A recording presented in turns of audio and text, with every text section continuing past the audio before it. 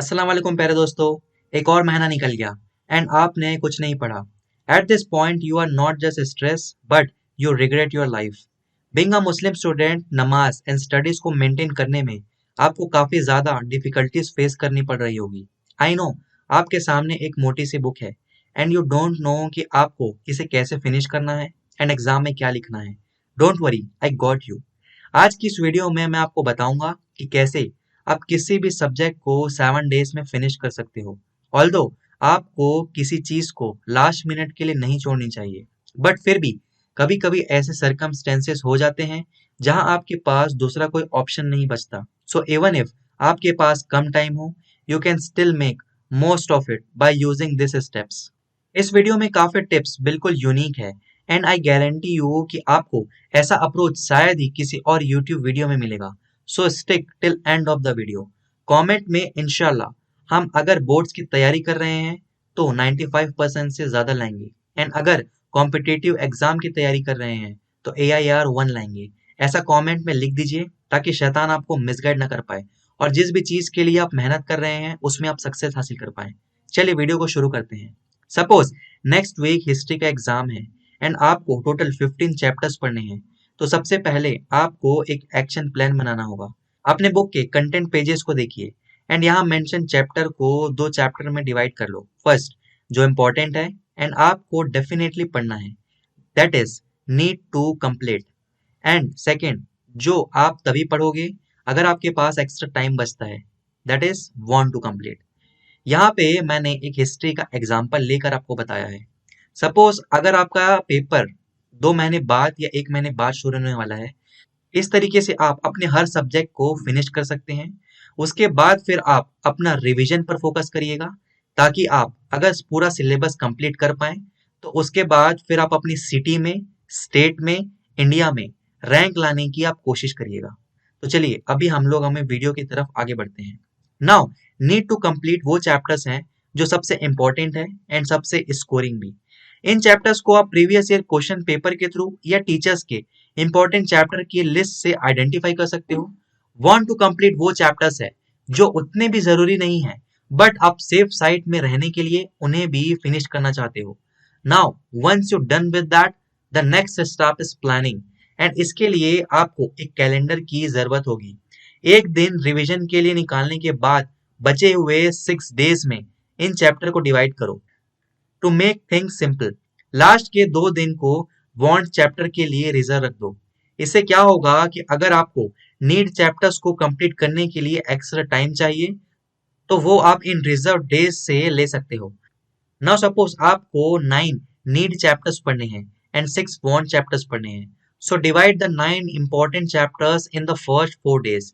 इनको ऐसे डिस्ट्रीब्यूट करो जो आपके लिए डुएबल हो। सारे कॉम्प्लिकेटेड चैप्टर पहले 2 दिन में मत डाल देना। हर दिन के लिए इजी डिफिकल्ट चैप्टर्स का कॉम्बिनेशन रखिए सो दैट आपके ब्रेन के लिए चीजें लेस स्ट्रेसफुल हो। Now you need to ensure कि हर दिन के डिसाइडेड चैप्टर्स किसी भी तरह फिनिश हो रहे हैं कि नहीं हो रहे हैं। एंड सपोज अगर आप एक दिन का टारगेट हिट नहीं कर पा रहे हो, देन डोंट वरी, जितना हो गया सो हो गया। अब नेक्स्ट दिन वही करो जो पहले से डिसाइडेड है। अगर आप एक ही चैप्टर को फिनिश करने में 4 दिन लगा दोगे तो आपका कुछ भी नहीं होगा। Now nobody will be able to save you. You need to be smart and study effectively. That is, study only what is absolutely important. अगर फिर भी कुछ important छूट रहा है तो उसे want चैप्टर्स के डेज से फिनिश कर लेना। अब नेक्स्ट आप लोगों में से कई सारे लोग जानना चाहोगे कि कैसे स्मार्टली सिलेक्टिव स्टडीज करें और basically how to prioritise. So let's break it down for you. सबसे पहले तो सिलेबस को देखो। बोर्ड एग्जाम से कॉम्पिटिटिव एग्जाम्स में सिलेबस बहुत ही हेल्पफुल होता है।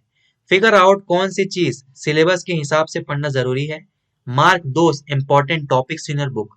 इसके बाद प्रीवियस एग्जाम में किस तरीके के क्वेश्चन पूछे गए हैं वो पता लगाइए और उन आंसर्स को भी अपने बुक में मार्क कर लीजिए। अक्सर कई बुक्स में हर चैप्टर से जुड़े प्रीवियस ईयर क्वेश्चन चैप्टर के पीछे दिए हुए होते हैं। सो आप वहां से easily important question figure out कर सकते हैं। इसके अलावा आपकी टीचर्स ने कुछ इंपॉर्टेंट पार्ट्स बताए हैं तो उन्हें भी मार्क कर लीजिए। आप सिर्फ इन्हीं इंपॉर्टेंट पार्ट्स को याद करिए क्योंकि आपके पास वक्त कम है और पोर्शन ज्यादा। So first finish the important parts. अगर आप चाहते हो कि आप चैप्टर्स को एक फुल रीडिंग दे सकते हो, तो अगर आप वो चीज कर सकते हैं तो वो करिए। Otherwise you can only focus on important areas. Of course एक परफेक्ट वर्ल्ड में आप चाहोगे कि आप बुक को स्टार्ट टू फिनिश याद करो, but this is not a perfect world. Book की हर लाइन को मेमोराइज करने की चक्कर में काफी बच्चे आधे से ज्यादा टाइम गवा देते हैं एंड सिलेबस की इंपॉर्टेंट चीजें ही छोड़ देते हैं। So don't be fool and first study what is required. आप चाहे लास्ट मिनट में प्रिपरेशन कर रहे हो या नहीं, एग्जाम हमेशा टफ होते हैं।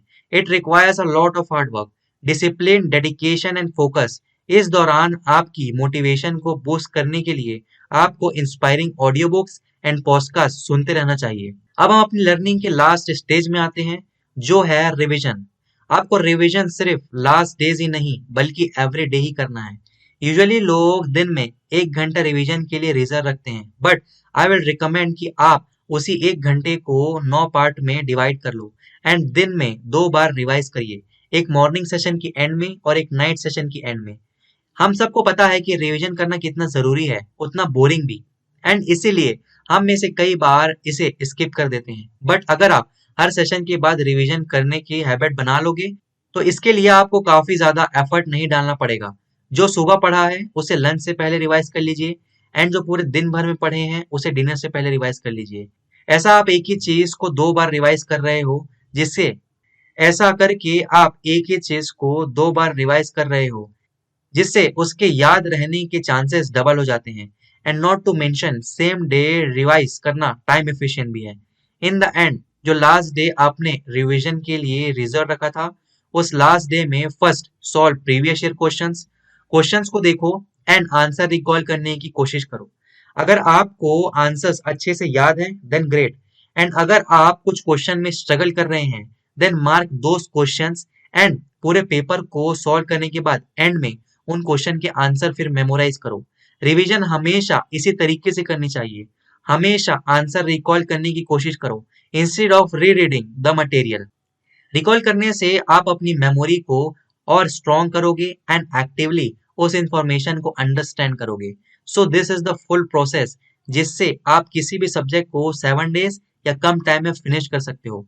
इवन इफ आपके पास इनफ टाइम हो, you can still use this method, because इससे इन एनी केस आप अपने सिलेबस को पूरी तरीके से कंप्लीट कर पाओगे एंड उसे लंबे समय तक याद रख पाओगे।